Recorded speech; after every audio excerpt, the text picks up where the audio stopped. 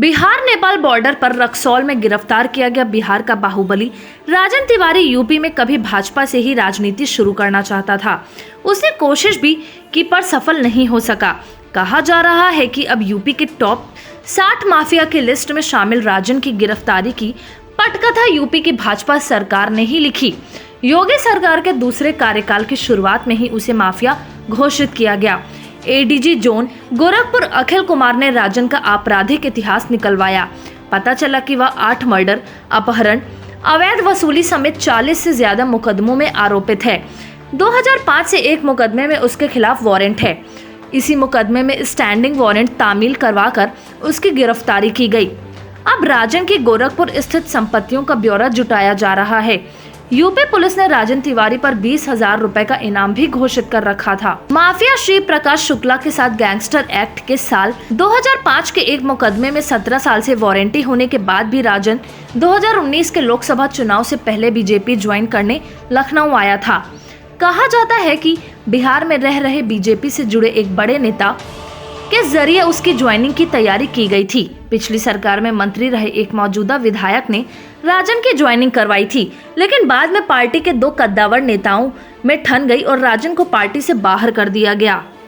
राजन अपने 2 भाइयों के साथ गोरखपुर में रहता था और वहीं पढ़ाई की। गोरखपुर विवि के छात्र संघ चुनाव के दौरान अध्यक्ष प्रत्याशी के समर्थन में राजन ने जमकर बवाल किया था। तब उसका नाम पहली बार गोरखपुर में चर्चा में आया था। लेकिन अपराध की दुनिया में पहचान 24 अक्टूबर 1996 में गोरखपुर कैंट से विधायक रहे वीरेंद्र प्रताप शाही पर हुए हमले से बनी। इस मुकदमे में राजन माफिया श्री प्रकाश शुक्ला के साथ नामजद हुआ। जब लखनऊ में शाही की हत्या हुई तो उसमें भी राजन श्री प्रकाश के साथ नामजद हुआ। राजन पर उस दौरान ताबड़तोड़ कई मामले दर्ज हुए। शाही पर हुए हमलों के बाद राजन फरारी काटने बिहार चला गया। वहां रिश्ते में उसके मामा लगने वाले गोविंदगंज के विधायक देवेंद्र दुबे के साथ रहा। इस दौरान देवेंद्र की हत्या हो गई। इस हत्याकांड में बिहार के तत्कालीन मंत्री ब्रिज बिहारी प्रसाद का नाम आया। बाद में प्रसाद की भी हत्या हो गई। इस हत्याकांड में भी श्री प्रकाश और राजन तिवारी का नाम प्रमुखता से आया। यह माना गया कि राजन ने अपने मामा की हत्या का बदला लिया। इस हत्याकांड में गिरफ्तारी के बाद बेऊर जेल में रहते हुए राजन ने गोविंदगंज से चुनाव लड़ा और जीत हासिल की। साल 2014 में राजन इस हत्याकांड से बरी हो गया।